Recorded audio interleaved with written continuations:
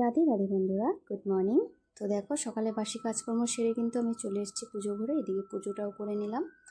ভগবানের সেবাটা না করলে মনে হয় কি দিনটা আমার একদমই ভালো যায় না। এটা আমার একদমই অভ্যেস, যতক্ষণ অবধি গোবিন্দ সেবা না করবো আমার কিছুই ভালো লাগে না।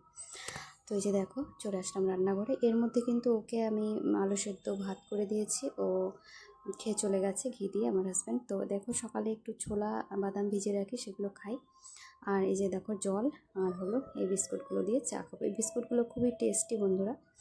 তো দেখো, আমি এটা খেয়ে নিচ্ছি। নিজের শরীরের যত্নটাও নিতে হবে, তাই না বলো? এত কাজকর্ম করি, নিজের শরীরের যত্ন না নিলে না, একদিন এক মাস যদি বিছানায় পড়ে থাকি না, তখন হাজব্যান্ডও দেখবে না, তাই না বলো? তো দুনিয়াতে ভগবান ছাড়া কেউই আপন নয়। স্বামীও কিন্তু স্বার্থ থেকেই ভালোবাসে, আমরাও স্বামীকে স্বার্থ থেকেই ভালোবাসি। আজকে যদি স্বামী যদি কামিয়ে না আনে, টাকা পয়সা না আনে, তাহলে কিন্তু আমরা স্বামীকেও ভালোবাসবো না। দুনিয়াটাই স্বার্থপর। তো যাই হোক, দেখো, আমি বাঁধাকপি সোয়াবিন দিয়ে বানিয়েছি, যেহেতু একাদশীর আগের দিন নিরামিষ হয়। তো নিরামিষ রান্না, তো আগাগোড়াই আমি নিরামিষ বুঝি, আমার খুব ভালো লাগে নিরামিষ খেতে।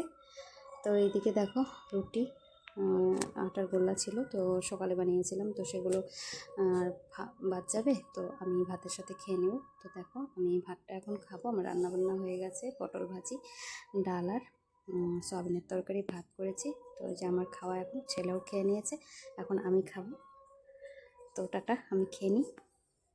তো এইদিকে দেখো, এটা হলো বিকালবেলা। আমার না ছোটো ছোটো মুরগির বাচ্চা এনেছিল, তো এগুলোকে একটু বাইরে নিয়ে আসতে হয়। এই যে দেখো, বিকালে মাঠে খেলা করছে ছেলেরা, আমি এদিকে বাইরে নিয়ে এসেছি মুরগির বাচ্চাগুলোকে।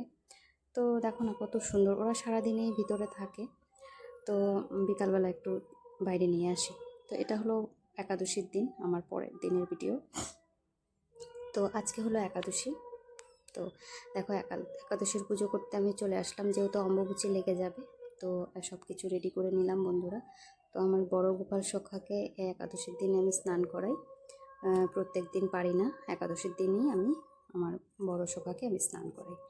তো দেখো, দুধ দই ঘি মধু মিষ্টি দিয়ে স্নান করে নিলাম।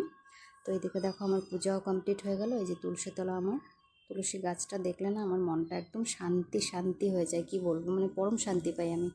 তো এই যে দেখো, আমার তুলসী পুজো হয়ে গেল, তুলসী মাতার পুজো হয়ে গেল। তো এই যে দেখো, আমার সব কাজ কমপ্লিট সকালে। এখন জব করব, রান্নাবান্না বাকি আছে, সেগুলো করব।